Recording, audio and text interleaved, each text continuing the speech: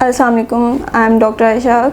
I am currently working as a consultant physiotherapist in Novimed Clinic. आज मैं आप सबके साथ जिस मौजू पे गुफ्तगू करना चाह रही हूँ वो है पोस्चर। हमें अपना पोस्चर कैसे मेंटेन करना चाहिए जब हम कोई भी काम कर रहे होते हैं या हम सिटिंग पोजीशन में होते हैं।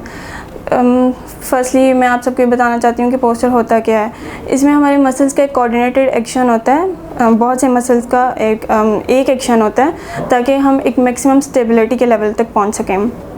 हमारी फील्ड में पोस्चर बहुत एक इम्पॉर्टेंट रोल अदा करता है। जब भी कोई हमारे पास पेशेंट आता है तो हमें सबसे पहले अपने पेशेंट के पोस्चर की असेसमेंट करनी होती है ताकि हम देख सकें कि जो भी डिसेबिलिटी आ रही है, कोई भी जॉइंट पेन है, कोई भी डिसफंक्शन आ रहा है, वो जस्ट सिर्फ एक पोस्चर की वजह से तो नहीं है या फिर इसके अलावा कोई और कॉज हो सकता है। तो फर्स्टली जब हमें अपने पेशेंट के पोस्चर की असेसमेंट करनी होती है तो उसके लिए हम सबसे पहले उसकी हेड अलाइनमेंट कैसी है, उसकी शोल्डर अलाइनमेंट कैसी है, इसके अलावा बाकी जॉइंट्स जैसे उसमें हिप आ जाता है, नी है और एंकल जॉइंट आ जाता है। इस पोस्चर में हमें देखना होता है कि जो centre of line of gravity है वो एक पेशेंट के सेंटर से पास कर रही है। इसे हमें 3 एंगल से देखना होता है, लेटरल साइड से देखना होता है, एंटीरियर साइड से और पोस्टीरियर साइड से। बेसिक इसका मकसद क्या है कि पोस्चर क्या हमारे बाकी दूसरे मस्कुलर स्केलेटन दूसरे हमारे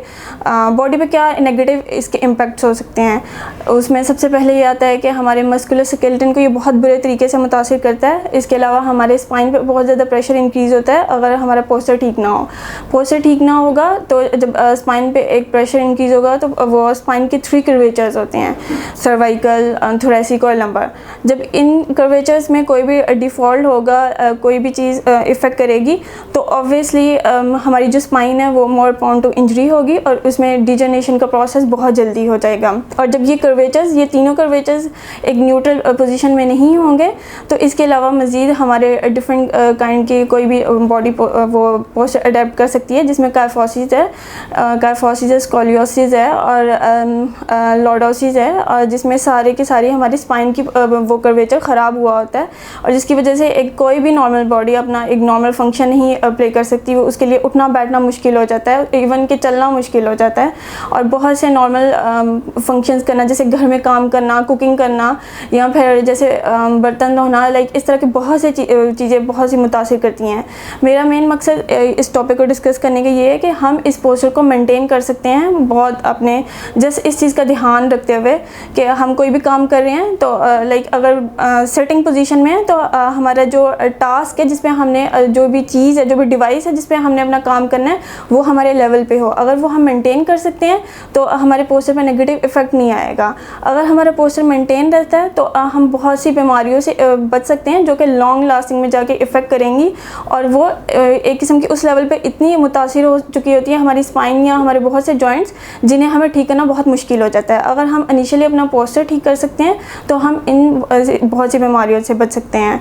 तो इसके अलावा जो पोस्चर इफ़ेक्ट करता है वो हमारे शोल्डर जॉइंट पे इफ़ेक्ट करता है, हमारी नी पे इफ़ेक्ट करता है, हमारे नी पे इफ़ेक्ट करता है, हमारे ये जॉइंट्स में पेन स्टार्ट हो जाता है, समटाइम हमारी नेक स्टिफ हो जाती है, हमारे अपर ट्रैप थोरेसिक मसल्स में स्पैज़म आ जाता है, हम अपने नॉर्मल हमारे शोल्डर्स राउंडेड हो सकते हैं। ये सब और सब सिर्फ एक अच्छा पोस्चर मेंटेन ना करने की वजह से होता है।